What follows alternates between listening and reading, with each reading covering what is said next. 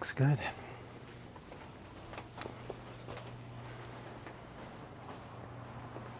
All right. Well, welcome everyone. Got some new faces, so I should give my formal introduction. For those that are going to be late, or hopefully I got a few more people that are signed up, so if they end up showing up, or if you just want to rewatch the material, it's all streamed live on YouTube, and then it's forever recorded, so you can go to youtube.com and search mdcustomrx, and then you can pause and stop and start and rewind, a million times over. So I think that's, and I think the last three are here now, so everyone's here. So my name's Dan. I was just talking to Linda. I've been here for, how many years did I say? 15 years. Been a pharmacist for 22 years. Just a real quick story about why I got into functional medicine, I call it functional pharmacy, because I'm a doctor of pharmacy, not a medical doctor. So you can't come up to me afterwards and ask me to change your medication or switch your blood pressure pill around or anything like that.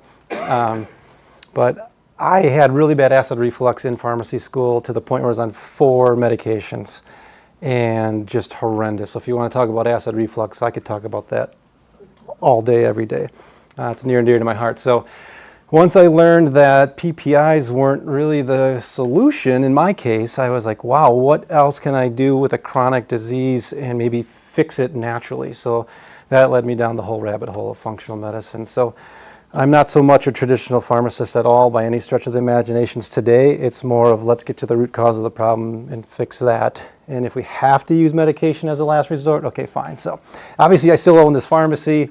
We dispense 100, 200 prescriptions a day, so I still believe there is a place and a need for that, but the majority of what we dispense is I'll say natural, so bioidentical hormones, natural thyroid, we can get into all that too if we want, but so, and then with trying to figure out the root cause of issues, that's where I think what we're going to talk about tonight is, why am I feeling fatigued? Why do I have memory loss? I know somebody that has Parkinson's or Alzheimer's, and I was told there was nothing really that we could do for that. Well, this test might be something that might be applicable. So it could go, this test is really, in my opinion, can apply to somebody that just has chronic fatigue due to long haul COVID or any type of infection, whether it's Lyme disease or whatever. It could be Hashimoto's where they have autoimmune issues going on. We do a lot of autoimmune issues in our pharmacy. We deal with that.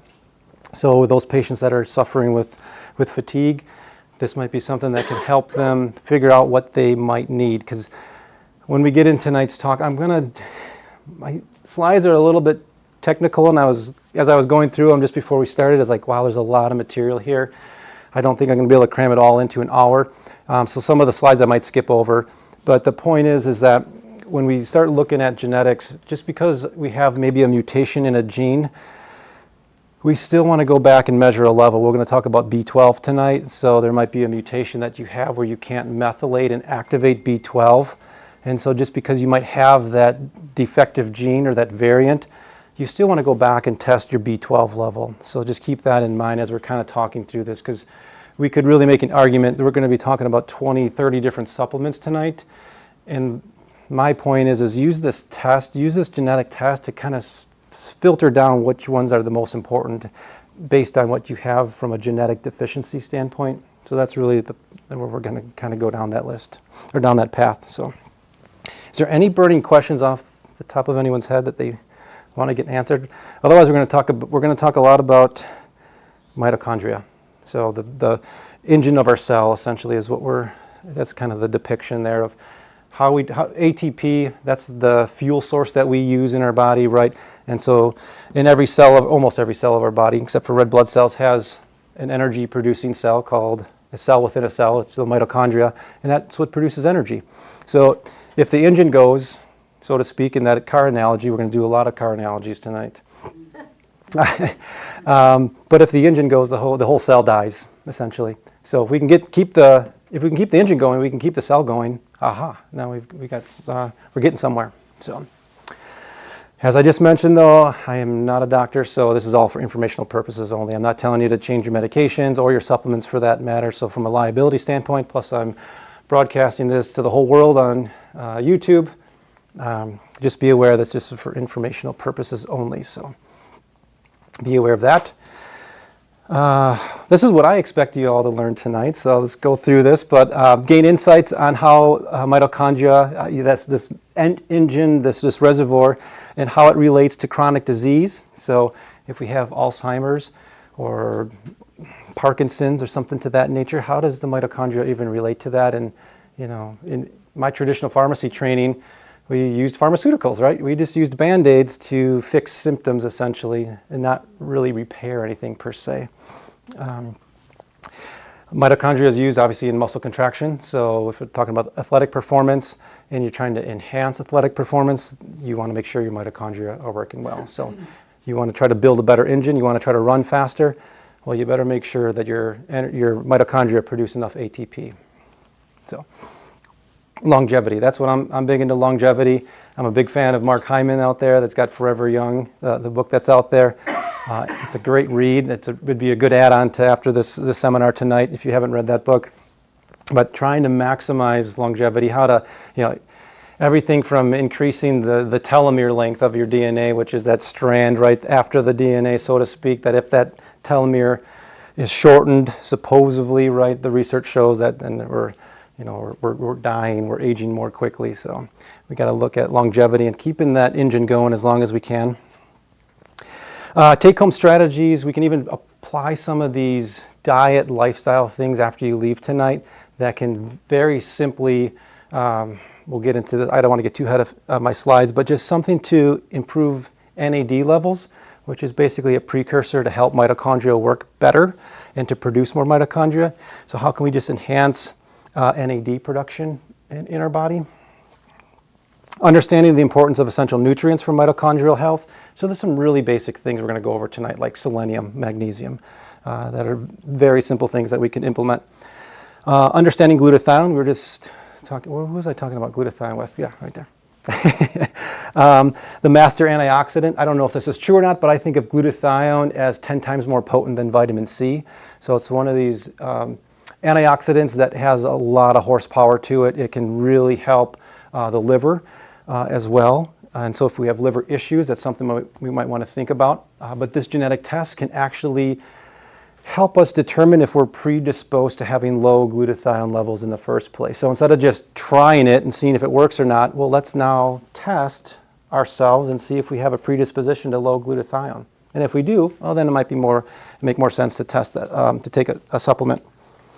And then receiving guidance on supplement with creatine, like, well, how does that fit in? Like, creatine is, I always think of like bodybuilders, things to that nature. Creatine, how much creatine should I take? Creatine monohydrate, and you go into GNC, there's probably a whole section the size of this room that has creatine, and we're not going to get deep into that, but it is important. It would be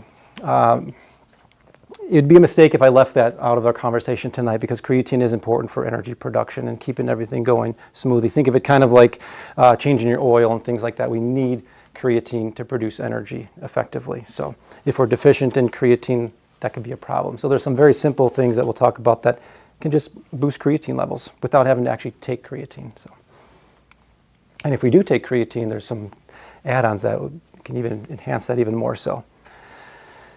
So testing NAD and mitochondria, so who may benefit? So anyone with mitochondrial dysfunction, we have patients that come into the store and they have gone to, I'm not going to name any names, but larger organizations here in the area, and they have been diagnosed with mitochondrial dysfunction, mitochondrial disease.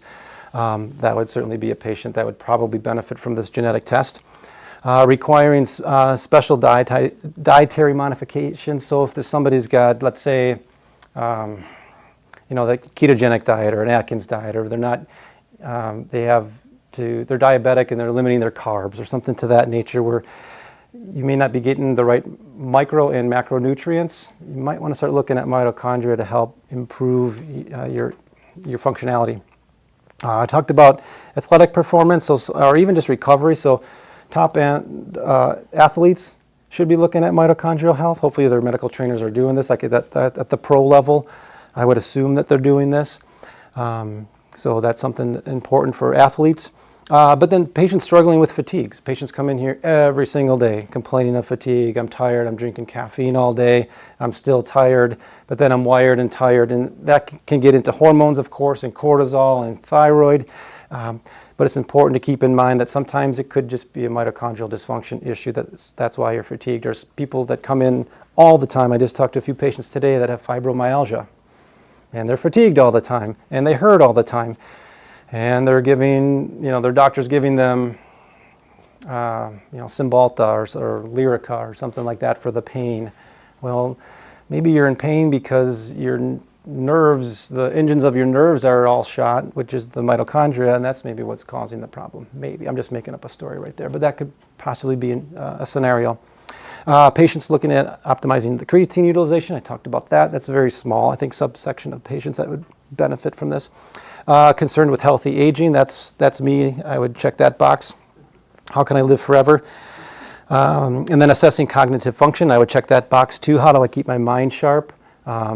I do forget a lot of different things. I don't know. I chalk that up to, I don't know, my brain's just always going in type A and work, and that, and everyone's busy. And so how do I just keep my mind sharp and work in the way that it should? Because 20% of our calories essentially are used in our brain.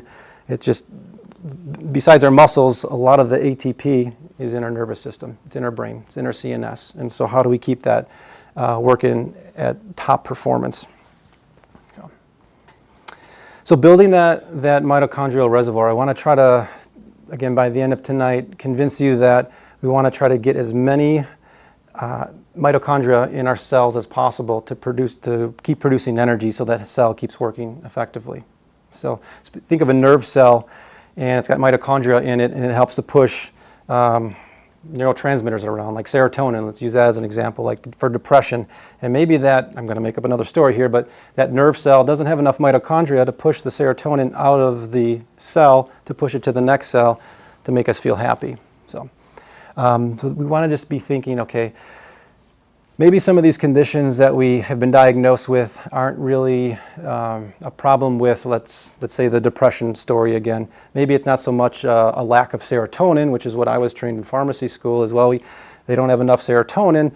Let's give them a blocker, an SSRI, so that the serotonin they do have just sticks around and helps to stimulate that second nerve and gives us that happy, good feeling sensation. But maybe it's not a lack of serotonin to begin with. Maybe it's just that the nerve doesn't have enough energy to release the serotonin in the first place. So whether that's true or not, again, I totally made up that story. But so we want to optimize these NAD levels to improve cellular energy capacity and resilience. Enhanced performance, I'm going to get a lot into these genes, and they've got all these acronyms. I don't want to get too deep into that today, but just know that there's 3 different genes that cooperate together to help produce and synthesize new mitochondria. So that this test actually looks at those 3 genes and says, hey, are you defective in any one of these genes, or do you have a variant in any one of these genes? Because if you do, maybe that's the reason why you are fatigued or why you don't have enough energy and you're tired all the time. Obviously, you want to go through the list of, well, you got to be sleeping well, you have to have your thyroid working well. But once you've kind of gone down that list and you're still tired and fatigued, okay, time to do the mitochondria test, possibly. So, and then maintain oxidative capacity. So the other thing too about this test, when we go, I'm going to get into the car analogies here in just a minute, and the engines. But as we know with an engine, we have an exhaust and we have, what comes out, carbon monoxide? Yes, yeah. I was going to say dioxide, carbon monoxide. Right, we have some kind of byproduct that we got to get rid of.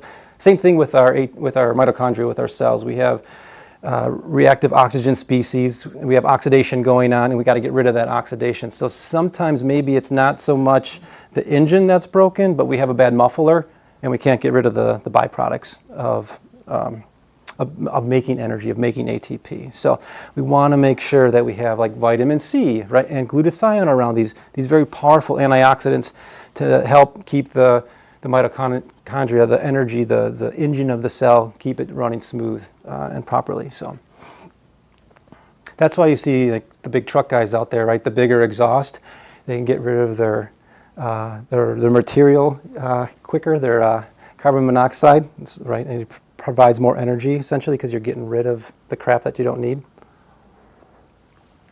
I don't know what all the black. That big sound. And they like the black smoke that comes out of there, right? That's cool for some people. Okay.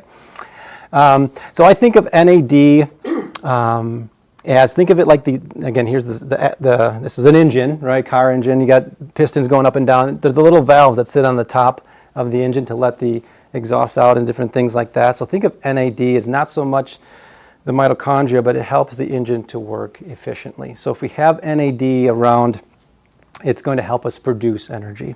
So it's going to help us produce ATP. The other thing I think about with NAD is that I kind of think of NAD as a fuel additive. Maybe your mitochondria is working fine, but we want to just add a little bit more performance to it. Or when you go to the gas station, you have the different grades of gasoline. Think of NAD as that top-rated gasoline without the ethanol in it. It's just going to help our engine run longer, have more power, and not have as much wasteful byproducts. We have to talk a little bit about sertraline. So there's different categories. So this is SIRT1, as it's described as. I'm just going to read this here. It's an enzyme that is dependent on NAD. So if our NAD goes up, our SIRT1 activity goes up. Plays a crucial role in regulating cellular health. This enzyme activates this other peroxisome gamma cofactor 1 alpha. Don't memorize that name. To improve endurance. So if somebody's an endurance runner, we want to make sure that their SIRT gene is not defective. So looking at people that are marathon runners or things like that, or if you're like me and you work 10 hours a day for 22 years and you haven't had a single sick day. Hopefully my SIRT1 is working well. I haven't done the test yet, by the way, so, but I actually bought my kit a couple weeks ago and I just haven't had a chance to do it. It's actually sitting right here. We'll go through that towards the end. So it improves endurance. SIRT1 enhances resistance to oxidative stress. So if we have, I'm going to make up another story here, but we have signs or symptoms of a lot of like arthritis or inflammation, oxidation, that kind of thing. Or if we go to the doctor and they measure our homocysteine level, we're going to talk a little bit about homocysteine and the level of inflammation. Well, maybe that could be contributed to our SIRT gene isn't working as well as it should. So what can we do to improve SIRT1? So this is a thermostat. I had to find a picture of a thermostat. I was like, do they even, yeah, I'm sure they do have them in cars, but regulates temperature, right? Thermostat regulates temperature in a car. And so think of SIRT as helping to relieve when our mitochondria are producing ATP, heat's given off. And we want to help regulate that heat and dissipate that heat so we don't overheat, and SIRT1 helps to do that. But again, if our gene is defective in this, we could have a problem of overheating and creating too much oxidation and not being able to get rid of it. So SIRT1 can help down-regulate inflammation as well through, again, this NF-kappa B, if you've heard of that before or not. But so it's kind of like this master switch of inflammation. So SIRT1 can help to kind of tone down, attenuate that master switch of inflammation. So that is a neat little mechanism there. So there are some very simple, non-supplemental, non-pharmacological ways to improve SIRT1 in your body. Even if you have the variant, then you have this defective gene, you don't produce SIRT1 very good, you can exercise very simply, right? Just walk around the block. Cold exposure. So have anyone heard of Wim Hof before?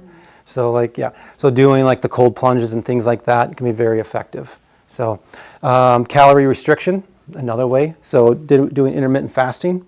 So I always usually, in there we can talk an hour about intermittent fasting. We're not going to do that tonight. We'll be here way too long. But fasting for 16 hours and then only having an 8-hour feeding window. So, and then as you work through that, you can then shorten it down to a 6-hour feeding window and then 4 hours if you wanted to. And that would help improve your SIRT1. Like let's say you did the test, you had the mutation for that gene, I'd be somebody that would highly recommend you then start intermittent fasting and cold plunging and things like that. So again, it's first you got to find out where you stand and what the rules are for your game genetically, and then you can play the game, so to speak, is the way I think of it. So I would still do these though. I've been doing cold showers ever since I read Wim Hof's book probably 3 years ago, and my wife thinks I'm absolutely crazy, and that's fine. But I too haven't, knock on wood, haven't been sick, haven't missed a day of work in a very long time. So, I do okay with that part. The cold showers for me is easier than, I like to eat. So I'm not a good calorie restrictor kind of guy. There are some supplements here, NMM, NR. We'll talk about those a little bit later. Again, you can find a supplement for any one of these SNPs here. My goal isn't for you to leave with a grocery cart full of supplements tonight. Unless we've done the test and we've done all these other lifestyle diet modifications first. So, and we still need help. So, cold shower, very simply. I take a shower every morning, just about. And then for the last, depends on how much time I have in the morning, but I'll do at least like, sometimes I set a timer with my Google speaker, but like a minute to 2 minutes, just turn the water on cold. And then just I mean, the first time I did it, I thought this was absolutely insane. And I like, you take a deep breath in and like, it's so flipping cold. I don't even get that reaction anymore. And you just kind of ease your way into it, and you can, it's like anything else, you can just build up a tolerance to it, so to speak. I love it now. It really wakes you up.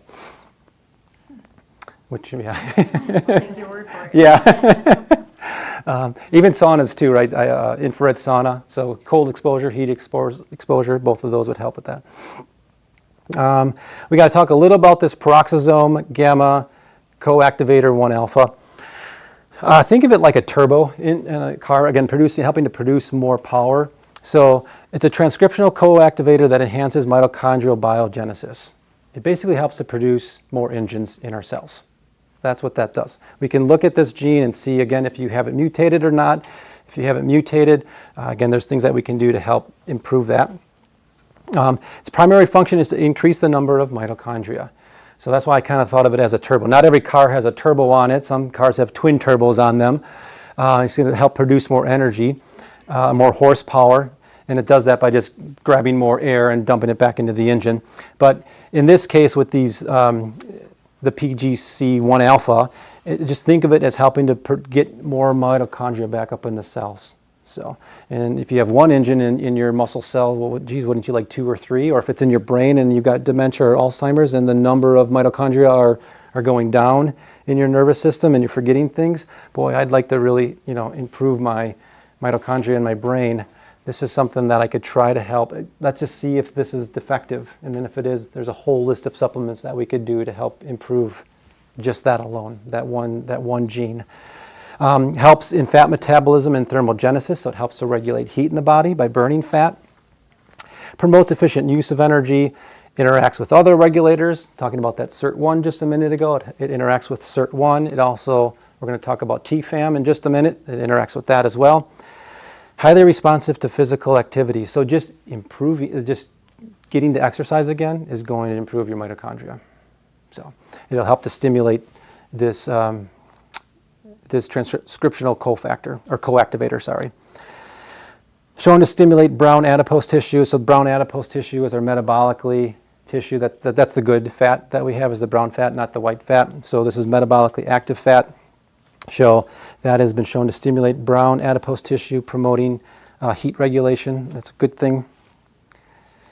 And now we're going to talk about TFAM. So mitochondrial transcription factor A, it basically, so as it says here, nuclear encoded protein that is essential for, basically, it's the blueprint, so to speak, to make mitochondria. So it's kind of the last step. I have a diagram in just a minute here. I think it's on my next slide. But it's essential for transcription of mitochondrial genes. So it's actually starting to get to the final step of actually making mitochondria, like the last step before we're going to make some mitochondria. TFAM is a downstream target of what we just talked about, of the turbo, so to speak, this PGC1 Alpha, along with SIRT, which we just talked about. And again, those 3 genes form this axis for mitochondrial production. So we've got to make sure all 3 of these steps are kind of working in sync with each other. It encodes for transcription factor that stimulates mitochondrial DNA replication. So just basically producing the genes to produce the mitochondria, to produce the energy. If you have reduced function of this gene, then there's this whole RS 1937, it may impair the synthesis of new mitochondria, which can affect energy levels, endurance, and overall cellular function. So let's look at this gene and see if we have the mutation or the defect or not. And if we do, again, then we could do something about it. So I kind of labeled that. The analogy here with the car is it's kind of like a metal lathe that's actually helping to build out the mitochondria. It's like that last step in putting all the pieces of the puzzle together. And that's what we can look at this specific gene and see if it's defective. So again, it's that metal lathe, to build that engine. So it's actually kind of turning the metal and putting the pistons in there and the block and all of that. So here, I don't want you to memorize this list, but here's where all the supplements start coming in. So like if you have this genetic SNP and you don't produce mitochondria well, there is a whole slew of supplements you can take. I'll just read them off here because probably the YouTube people at home can't read this. But resveratrol, which is in red wine, so I will give you permission to keep drinking red wine. Too bad it's not in bourbon, and that's my drink of choice. Don't ask my wife what happened Sunday night for Father's Day. CoQ10. I learned about CoQ10 20 years ago so in pharmacy school, the one thing what they told us about statin drugs, right? Like I'm not going to name any brand names, but everyone pretty much knows statin drugs. But they reduce your body's ability our body makes CoQ10. Statins inhibits the CoQ10 production. So if you're on a statin drug and you do this test and you have this SNP, you better darn make sure you're taking some CoQ10 for sure, in my opinion. So CoQ10 alpha lipoic acid, or ALA, which is on the shelf here somewhere, but I'm a huge fan of alpha lipoic acid for a multitude of reasons. One, for this, if we have poor mitochondrial production, alpha lipoic acid helps with diabetic neuropathy, or it can. It's been shown to help with that. And then 600 milligrams a day of alpha lipoic acid can help with weight loss, up to, I believe, 7 to 8%. So I'm a huge fan of alpha lipoic acid outside of the conversation of mitochondrial health. So there's a lot of applications and sometimes it goes by ALA. Some people call it just LA, lipoic acid. There are different isomers. I'm not going to get into that tonight either, but just know alpha lipoic acid, it's a good thing. We actually combine it with our berberine in our formulation because it does help with weight loss and blood sugar regulation and that type of thing. So that's why it's in there. I talked about NMN and NR already, but nicotinamide riboside, you can take that, which boosts NAD, which activates SIRT, which increases TFAM. You can kind of see how this whole chain thing kind of starts getting strung together. Acetyl L-carnitine, not to confuse it with just L-carnitine, but acetyl L-carnitine, when you acetylate it, it has different properties. So like I think of L-carnitine more helping with muscle tissue. When you take acetyl L-carnitine, that's more to helping with mitochondrial health and energy. So enhances mitochondrial metabolism and gene expression. Curcumin, I think we all know that one. Quercetin, I'm a big fan of that. It's a good antioxidant. Supports mitochondrial biogenesis via this other pathway called AMPK. We won't get into that tonight, but just know that.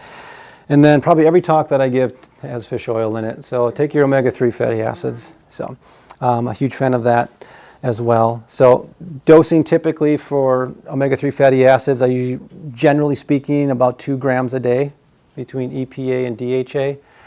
If it's more for dementia or Alzheimer's and something to that nature, from more of a brain standpoint, I usually go heavy on the DHA over EPA. So there's like a DHA heavy, so to speak, or it's more slanted towards DHA that we sell. I can't remember what it's called anymore. I should take it because I can't remember. Omega Max DHA. Yeah. So here's kind of like a summary of what I just talked about in the last 10 minutes or so. But CERT1, the peroxisome, gamma coactivator, and then TFAM. So they're all kind of working together here, this whole cascade. The end goal is to get more mitochondria produced. So we can now test with this genetic test, which is just a cheek swab, and seeing if we have defects in these genes or not. So if there's a kink in the flow here, then we can address it and then take an appropriate supplement or lifestyle modification to get our bodies producing more mitochondria. Make sense? Yep. Okay. Did you say the mitochondria is also helpful in terms of detoxing? It creates toxins, well, metabolic byproducts. Mm-hmm. Yeah. Okay. Yep. So that's where the glutathione, actually we're going to be coming up on that really quick. Okay. Yep. Great. Yep. Kind of get rid of the exhaust. So Talked a little about CoQ10 already. Think of CoQ10 as that spark plug of the engine. So it gives it that spark so it can move and create ATP. So it's moving electrons around and helping with ATP production. So be aware of that. Well, we can actually look at